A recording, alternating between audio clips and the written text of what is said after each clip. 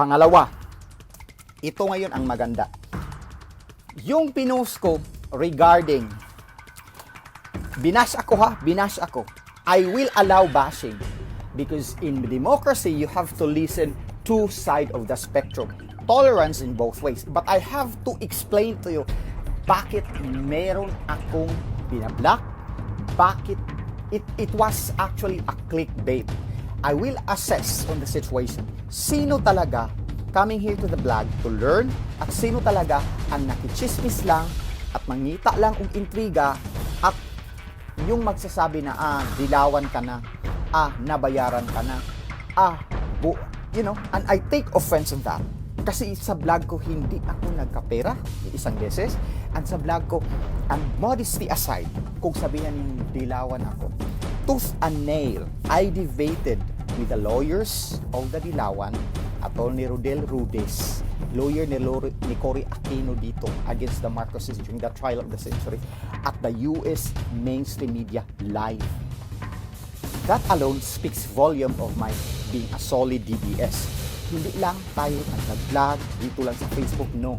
Mainstream media, NPR, National Public Radio in Washington, D.C. Mga CNN dito.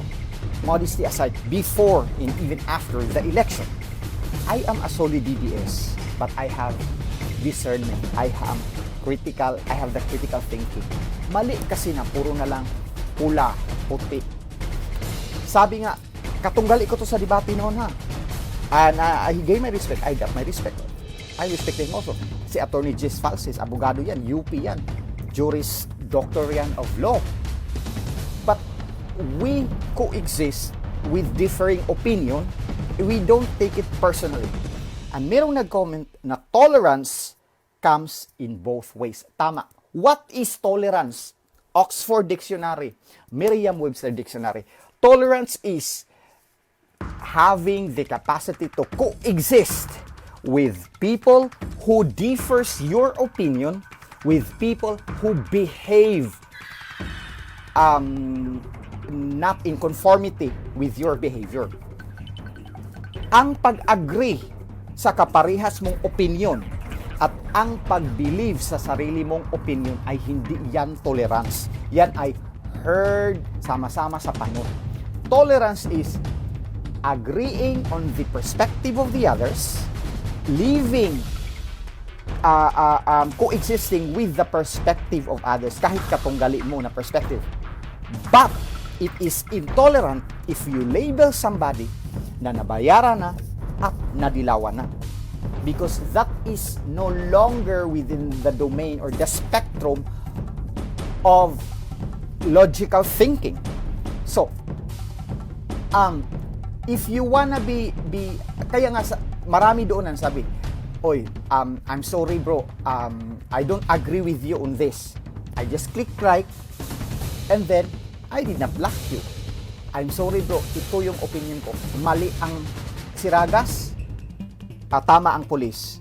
Then I put my reasoning, tapos if you agree, okay. Kung hindi ka mag-agree, okay din. But ang mga bilna ko yung sinasabing naging huntivirus na daw ako kasi I detest and I respected the position of her being a senator, Rayson Tiveros. But I respect, kaya yung sinabi kong Trillanes nung nagharap kami, I respect your position as a senator. We might be katunggali kami nung nagharap kami ng kinunan ako ng microphone. But we can coexist in a civil society with differing opinion. Pero ang sa akin lang, kailangan ng makinig sa dalawang spectrum ng kwento para mo maintindihan ano talaga ang pangyayari. I respect na sinabi ninyo na self-defense, na dapat binaril na sa pulis kasi nga bumunot na. But the law, I might not be a lawyer, but I research at the revised penal code para maintindihan ninyo bakit ganito ang posisyon ko. Hindi man ako abogado, ni-research ko to. Katakot-takot na research. Bakit mali ang police doon? Let us be very clear with the law. Kahit hindi tayo abogado. Ito. JR number 227421. Ano yung unlawful aggression? Okay, ha? Saglit lang. Ano yung unlawful aggression? Okay? Unlawful aggression is pagsasalakay against the law. Pagsasalakay against the batas. So ano yan? Self-defense yan na pwede kang pumatay ng tao kung merong unlawful aggression. So ano ang sinasabi dito under the revised penal code? Jurisprudence ito ha. The indispensable requisite for either of these justifying circumstances is that the victim must have mounted unlawful aggression against the accused. Ano yung unlawful aggression? There should be a presence of pagsasalakay against the law. So unlawful aggression is of two kinds. Actual or material unlawful aggression and imminent unlawful aggression. So actual material aggression means an attack with physical force or with a weapon. Offensive act that positively determines the intent of the aggressor to cause injury. An imminent unlawful aggression means an attack that is impending or at the point of happening. It must not consist in a mere threatening attitude, nor it must be merely imaginary or merely presumptive, but it must be offensive, positively strong, like aiming a revolver at another with an intent to shoot, unquote. Aiming a revolver with another with an intent to shoot. Imminent, dapa, sandali. Intent to shoot. Imminent unlawful aggression must not be a mere threatening attitude of a victim, such as pressing his right hand to his hip where a revolver or where a bag is holstered. Imminent aggression must not, basahin ito, must not be a mere threatening attitude of the victim, such as pressing his right hand to his hip where a revolver was holstered. Unquote. Ano ang nangyayari sa video? Balikan natin at intindihin ang batas. Huwag ninyong ilagay ang kuro-kuro na walang basihan kasi self-defense. Hindi tayo abogado. Dapat kung makipagtunggali ka, may batas, may jurisprudence. Sinabi dito, unlawful aggression again is an actual or material aggression. At pangalawa, imminent unlawful aggression. Yung actual o material aggression talaga, meron talagang attack of physical force or a weapon offensive with an offensive act positively strong that determines the intent of the aggression. Yung i-atake talaga to cause injury.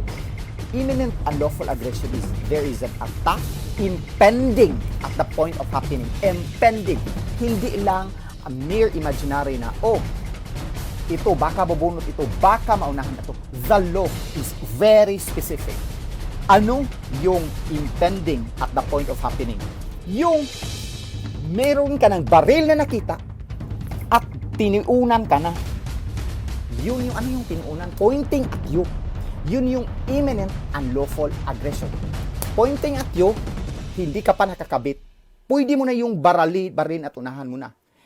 Imminent unlawful aggression, according to the revised penal code, it is not just a mere threatening attitude of the victim, such as pressing the left or the right hand of the hip where a revolver or a bag is hoisted. Hence, it was not a self-defense because the actual act of merely bunot from the bag or from the revolver is not an imminent unlawful aggression. Understood? Ito ang batas.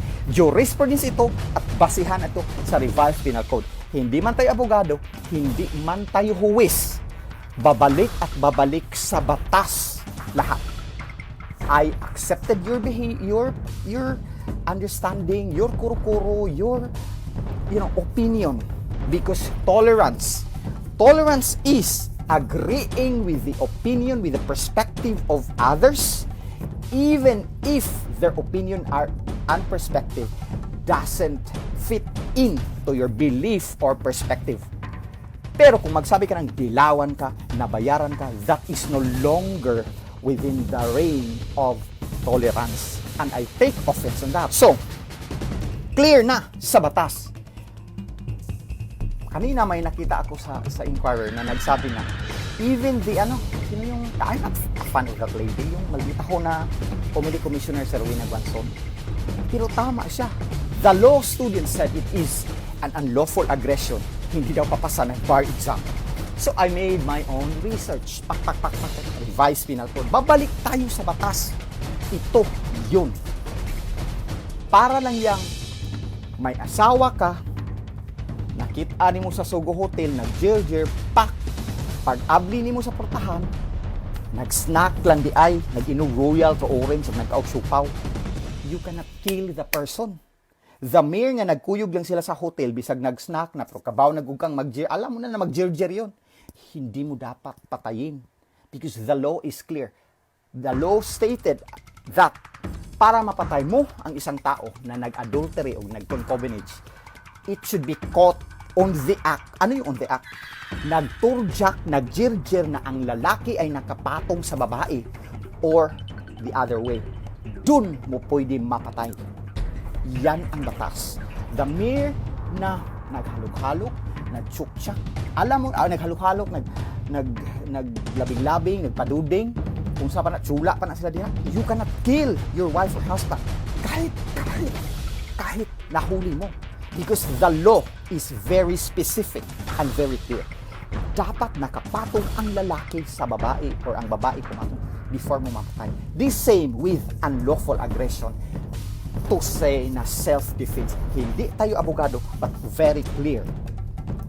Actual unlawful aggression, yung there is an attack with physical force, there is an offensive, positive, strong attitude na there is really attack of physical force na parang yung nagkomentado or para yung mga nagrarab ng bangko, meron na yung mga pag-raid na talagang nisukol talaga.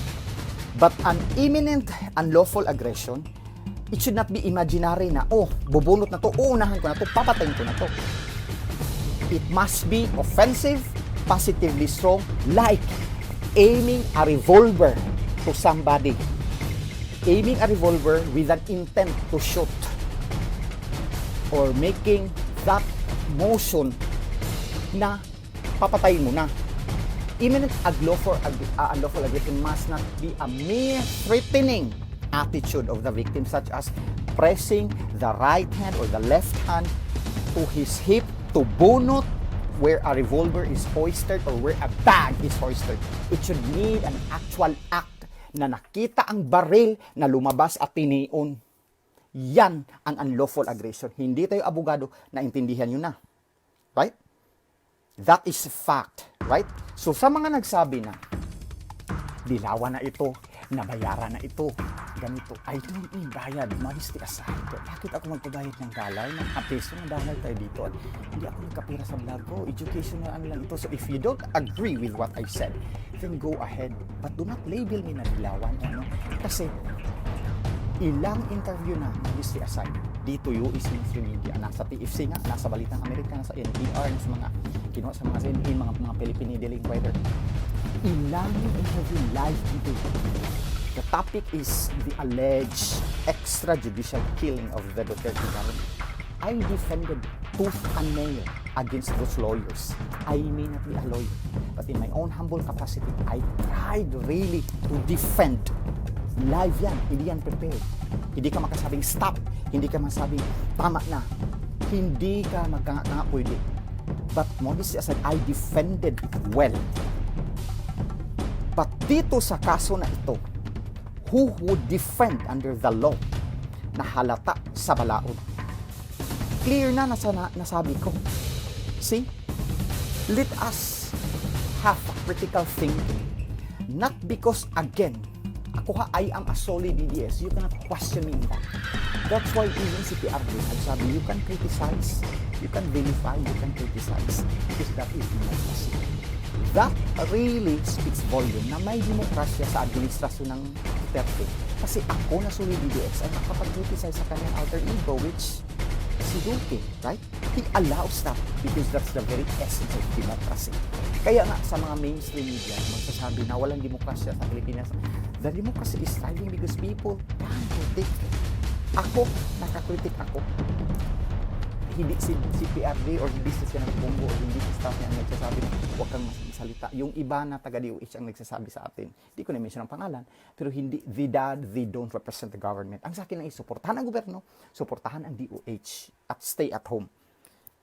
Ito tayo, binisaya ko, Ronda Cebu. Ako ha, minsan, akong magsalita. When I speak once, iba ang jir-jir sa bumonot. Ma'am, makinig ka. Tagalogin ko para mo maintindihan, ulit-ulitin ko. Unlawful aggression. Yung pagsasalakay against sa batas. Dalawa yun. Actual na merong tinatawag na unlawful aggression. Yung violente ang tao, meron ng intent talaga ng papatay. At ang imminent unlawful aggression. Ano yung imminent? Hindi yun dapat imaginary. Hindi yun, but it should be offensive and it should be positively identified na merong baril na nakikita at yung baril ay tinion. The mere threatening of bunot sa madyong of bunot paningit sa madyong, of bunot the armas from the bag or from the hip is not an imminent unlawful aggression according to the revised penal code. Jurisprudence ito.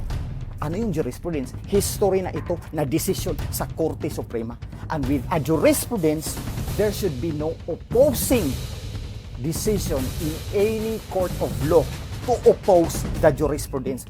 Otherwise, magkasalungat ang batas. Basihan ang batas, hindi opinion at hindi sa nakikita. Kaya ibahin niyo ako sa ibang mga YouTube at sa mga ibang nag-funny emotion na mga nagre-research lang sa mga Google. Hindi tayo ganon. Hindi tayo abogado. I am not an expert. But this is the law. So I challenge you. You do your own research. Magre-research kayo para malaman ninyo ang katotohanan. Do not believe me. Do your own part. Tolerance is coexisting, living with an opinion of others not fitting to your own belief. Yun yung tolerance. Tolerance is not agreeing your opinion in the group. That is intolerance. Okay? I tolerate your opinion. But please, don't do unfounded, malicious, or baseless label na o nadilawan na nabayaran na. I take offense on that kasi nakipag-debate ako dito tooth and nail sa US Men's Media. Hindi lang tayo nag-vlog, hindi lang Facebook. And modesty aside, i-research yung sino yan si Rodel. Siya yung abogado ni Cory Aquino dito during the yung natalo sila sa trial of the century. Sila yun. It is a privilege na makipag-debate sa isang batikang abogado. Hindi ako abogado. But hindi sa nilito, but to label niya adilawan na bayaran. That is wrong. That is basis and malicious. Right? Okay. Maraming chismoso taga-runda dito ngayon na nakikinig. Minsan lang ako magko-comment. Merong mga pages na ginawa sa grupo natin sa mga taga-runda-rundahanon, sa Runda. Thank you, Bong Martin. Thank you sa inyo, Mayor Muy Ungap. I call him Mayor even though he was not elected Mayor. Sa mga taga-Runda. Okay. Ako ha, for the record, you can ask Sir Ruel Carrion. We are not close. We were acquainted before kasi natatira yun siya noon sa bahay ng lula ko doon sa Great Grandma sa Cebu. But we are not close friends. Si Mr. Ruel Carrion ay tumutulong, may pandemic o wala. Tested na yan sa mga taga-Runda. Tumutulong, may pandemic o wala. He was once a councilor sa lungsod. He was the first one who won independent. Ganito, sa pandemic na ito, nagbigay siya ng mga bulad. Baka buwad ba? Lambi kay mabuwad. Uy, malaptingaw pa. Abi. Sa mga tao as a form of help. Tumutulong siya.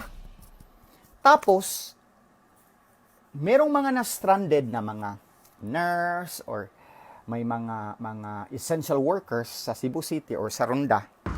So, meron mang quarantine pass, merong ano. Tinulungan niya. Hello, Inday Nini Villarente. Hello, Dr. Harris Eugene Tata. Tita Helen Villarente. Tinulungan niya na maka-traverse from Ronda to Talisay and vice versa. Kasi nga, nurse or essential healthcare workers, food delivery or something like that. Merong nag-post sa lungsod sa Ronda or sa Kuluyaw. Jessa Lantaco. The account was made as of yesterday. Napakagandang babae ang andoon. Fake. As in fake. Ganito. Kinsa tong muriak ani. Mupiait ani. Siya si Jessa Lantaco. Kinsa tong murispak ani. Magpost-post og personal na tira kay dili makasarang og lantugi. Siya na si Jessa Lantaco. Naana na history. And I believe usara ni si Jessa Lantaco og si Ronda di Balupos. Remember before the election na naaduna ko'y issue na dili personal na about sa public service that I was giving the platform. Pero hindi nitubag, diri nitubag personally. Kung kinsa na si Jessa Lantaco mag-post sa iyang Facebook account personal, mupiait na o mutira na personally. Bantayin niyo taga Ronda, mauna siya si Jessa Lantaco. Gidaot niya si Sir Ruel Carion na maayo man kagihimo no, nakatag kag bulad niya nang tabang-tabang ka pero ni-violate ka sa quarantine rule. Ano yung alleged violation? Niingon siya, bisayaon ko niingon siya nga nag-ferry o nagtabang-tabang ka sa asawa bana sa nurse hatod sa Lapu-Lapu from Ronda, hatod sa Talisay from Ronda, ana-ana violation na siya sa quarantine rule. Usa sa comment dito akong parin agaw nga nurse si Inday Maisel Villa Gonzalo, nurse sa Vicente Soto, ni comment siya nga as far as I know ako ra ang nurse nga naa sa Talisay Gapuyo o iyang pamilya wala niya nagapauli iyang bana uli-uli Ronda, walay gihatod-hatod, gapahatod na siya mga bugas, mga essential na mga pagkaon sa ilaha dito para di na mag-ferry-ferry. So that being said, fake news, false, walay basihan ang gipost ni Jessa Lantaco. Other than that, mangdaot sa tao na mitabang. Maura na. Kamo na ang maghusga. Kinsa si Jessa Lantaco. Kung naay musili mo hang, kung naay mo piait o muriak, bato-bato sa langit ang matamaan mo, piait o muriak o ma-post sa personal Facebook, matake na ko o matake sa pamilya because they cannot sustain sa lantugi. Bantayin na, mauna si Jessa Lantaco. I won't give the name, but history dictates kapila na naghimo og fake account. Hindi na ako ingalan ang mention ng pangan, hindi na ako ikuwag kinsa na, pero mahibalaan na yung kinsa na, kaya magpadungog naman na sa Facebook. Right? So, sir, that is circumstantial evidences na ano-ano. Kasi on the first place, I am for the law enforcement. I am for the police frontliners and for the law enforcement at sa lahat. But sir, this is specific. May batas. There is already a breach of that rules of engagement. Hindi ako police, hindi ko to alam. Pero ni-research ko to under the law. There is. We are not the judge, we are not the lawyer. Let the law takes its course. But ito, ang initial, at ito talaga nasa revised penal code. And you cannot just remove that because ni bonot, because no, specific ang batas eh. Kailangan, hindi lang nagbonot, kailangan nagtion talaga, hindi lang a mere imaginary na preemptive na unahan man, no. Specific ang batas. Katulad sa batas sa California, kung meron mang invader or akit bahay sa bahay mo, kahit giguba yung door, yung portahan, kung hindi yan nakapasok sa bahay, kahit nakapasok sa gate, kahit nasa playground mo, hindi mo yan pwedeng patayin under California law.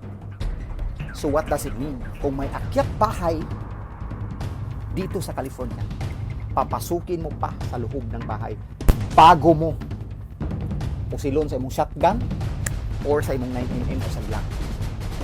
The law is very specific. Jurisprudence dito, may akyat bahay, sa harap ng bahay, within the gate, sinira pa yung door, nasa tungod sa door, sa pintuan, pinatay ng may-ari ng bahay, ang may-ari ng bahay pa ang nakulong. Because yan ang batas. Kailangang papasukin o nakapasok muna sa bahay. So, ang mga Californians, alam na nila anong gawin. Kung may mga invader, ako sabihan ko, come, get inside, open the door, get inside. Pagpasok, birahin na. Ganyan ang batas, specific. Hindi mo masasabing, maunahan na. Katulad din sa Tulja, katulad din sa kabit-kabit, na kung naghulihan sila, nagtula sila, nahuli mo na nasa loob ng Sogo Hotel, pero nag-snack lang di ay sila, kumain ng siopaw at ng toore. Hindi mo pwedeng patayin. Pero kung ang lalaki nakapatong sa babae, pwede niyang patayin. Yan ang batas. The same ito sa unlawful imminent aggression. Okay? Huwag na kayong, you disagree in all you want. You disagree. This is tolerance. But never label me adilawan or nabayaran. Because I take offense na. At may nakasuhan na tayo dito at may nakondikto na at magsuri-suri na. Okay? YouTubers, stop stealing my video. Follow me at official YouTube account, Real Talk Discussion That Matters. So, kung kinsa tong taga-Ronda nga mupyait sa nga magpuspos o panungdungog, sila na to si Jay Salantako. Bantay ito ninyo. Kay, bato-bato sa langit, ang mupyait, mo reklamo. Ang mupyait, mo risba. Sila na to, Dr. Ching, Dilis. So, ang atua is pandemic ron. Magtinabangay ta. At huwag tayong sabihan na, magaling ka lang magsalita ka lang ganito. Modesty aside, hindi tayo nagsalita for the sake of magsalita. Hindi ito pasikat. Kaya nga nagbabawas ako ng mga followers na walang critical thinking, because this is for learning purposes only. This is to create awareness. If you don't learn and if you don't get a nuggets of wisdom, then might as well go live. 2, 3, 4, 5 lang tayo dito. Okay lang, kasi hindi man to pasikatan, hindi man to pipirahan, hindi man to ganun. The intention is clear, for education purposes only. And I don't ask you to believe me. I challenge you to do your own research. I don't ask you to believe my opinion. You can differ my opinion, but do not label me dilawan or nabayaran. Clear? Live and let live. Thank you.